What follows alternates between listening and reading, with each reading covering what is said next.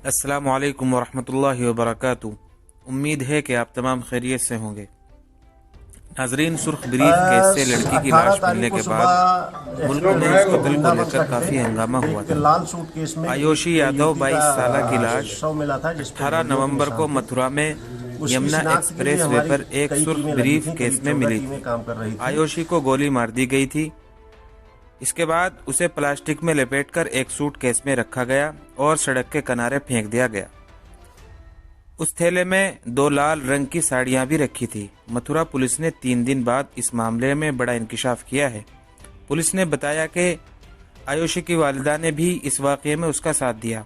इसके बाद लाश को काफ़ी देर तक दिल्ली के बदरपुर घर में रखा गया।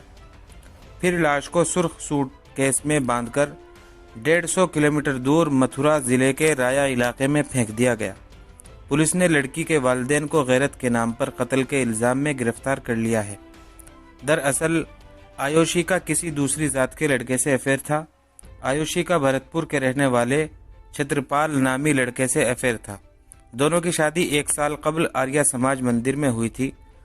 आयुषी अपने वालिदैन के घर रहती थी। घर वाले इस शादी के खिलाफ थे।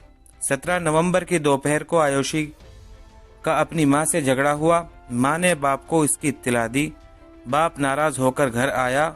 उसने आयुषी को समझाया, लेकिन वो मानने को तैयार नहीं थी।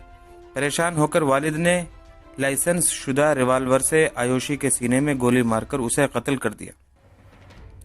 आयुषी को कत्ल करने के बाद वालिद ने घर के करीब की दुकान से पॉलीथीन खरीदा। दोपहर को उसकी लाश को सूटकेस में पैक किया। सूटकेस को रात में 3 बजे गाड़ी में रखा और सुबह 5 बजे 150 किलोमीटर दूर मथुरा के करीब यमुना एक्सप्रेस वे पर फेंक दिया। इसके बाद 7 बजे दिल्ली चले गए। बाप गाड़ी चला रहा था और मां अगली सीट पर बैठी थी। आयुषी की मां बुर्जवाला और भाई आयुष इतवार को मथुरा में पोस्टमार्टम हाउस पहुंचे और लाश की शनाख्त की। शनाख्त के बाद घर वाले किसी से बात किए बगैर सीधा पुलिस के साथ गाड़ी में चले गए। मीडिया ने सवालात करने की कोशिश की, लेकिन वालदा और भाई ने कुछ ना कहा। नाज़रीन, इस खबर को जानने के बाद आपकी क्या राय है, कमेंट बॉक्स में ज़रूर बतलाएं। अस्सलामु अलैकुम वरहमतुल्लाहि वबरकातुहू। 18 तारीख को सुबह एक्सप्रेस वे के वृंदावन तट पे एक लाल सूटकेस में एक युवती का शव मिला था जिस पे गोलियों के निशान थे। उसकी शिनाख्त के लिए हमारी कई टीमें लगी थीं, करीब 14 टीमें काम कर रही थीं। मैनुअली हम लोगों ने उसकी शिनाख्त की और बदरपुर थाना क्षेत्र दिल्ली की रहने वाली युवती है। जो पूछताछ में जानकारी आई कि ये 17 तारीख को दिन में इसके फादर से इसकी कहा सुनी हुई थी।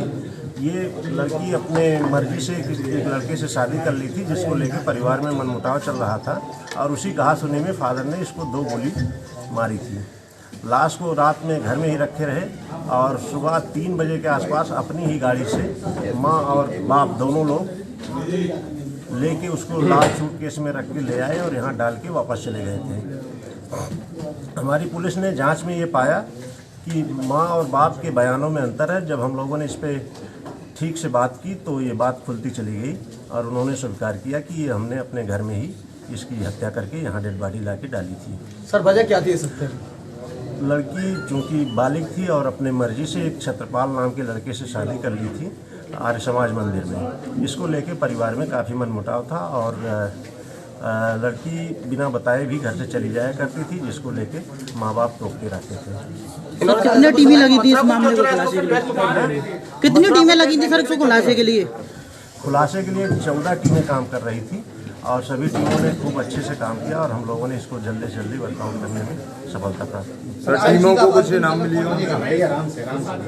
सर, टीमों के लिए कुछ पुरस्कार रखा हो?